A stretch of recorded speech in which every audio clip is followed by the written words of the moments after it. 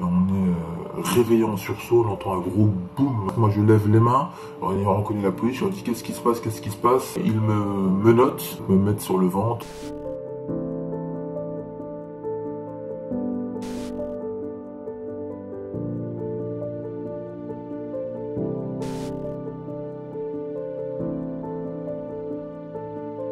Un matin, donc il y a quelques semaines de cela, je suis donc, c'était le week-end, donc on est réveillé en sursaut, on entend un gros boom à la porte. Je sors de la chambre en courant, paniqué, et quand je sors en train de courir vers la porte, je vois, en fait, je reconnais immédiatement la police, voilà, casque, voilà.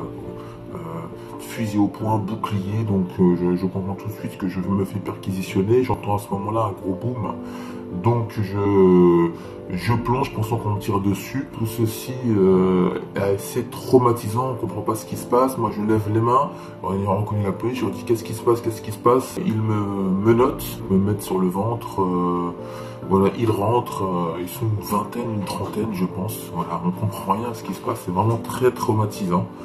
Et j'entends mes filles là crier, pleurer. Une fois qu'on avait la police d'intervention, et donc ils ont sécurisé tout ça, ils sont partis, c'est la police judiciaire qui a pris le relais. Ils fouillent partout, ça a duré en tout et pour tout 2h30.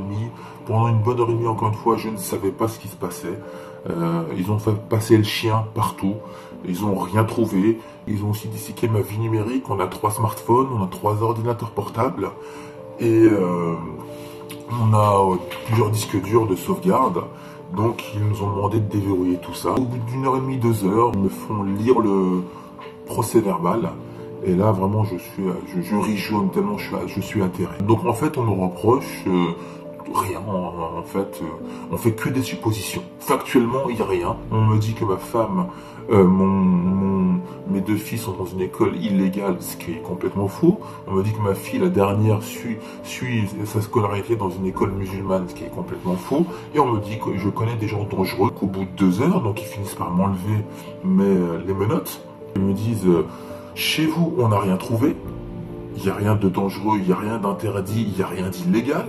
On me dit, dans nos ordinateurs, dans nos smartphones, dans nos disques durs, il n'y a rien. Injustice suprême, donc pour moi, donc humiliation de nouveau. Et il me dit, monsieur, selon l'ordonnance du juge, nous devons récupérer votre fusil, donc détenu et maintenu donc chez moi de manière légale. On doit récupérer aussi votre pistolet à blanc, détenu et acheté de manière légale. Et monsieur, dorénavant, vous allez faire partie de ce fameux fichier FINADA. Et là, j'hallucine. Pourquoi me prendre mon arme et surtout dorénavant m'interdire d'en avoir? J'ai presque 50 ans. C'était très traumatisant et très humiliant d'être humilié, menotté donc devant sa femme et ses enfants comme un bandit. C'est vraiment difficile à vivre. J'avoue que j'ai hésité à les contacter. Pour moi, il était clair que c'était un peu de l'islamophobie.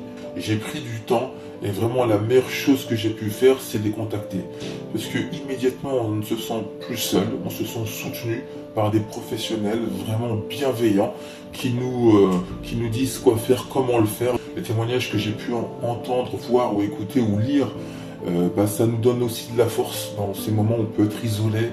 Et on se dit, bon, on peut se dire, attends, allez, tournons la page, ne faisons pas de vagues, ça y est, maintenant je suis marqué du fer de l'injustice et ce sera pour toujours. Du jour au lendemain, on peut vous mettre comme ça en porte-à-faux, vous traumatiser, disséquer votre vie, et ça peut arriver véritablement à n'importe qui.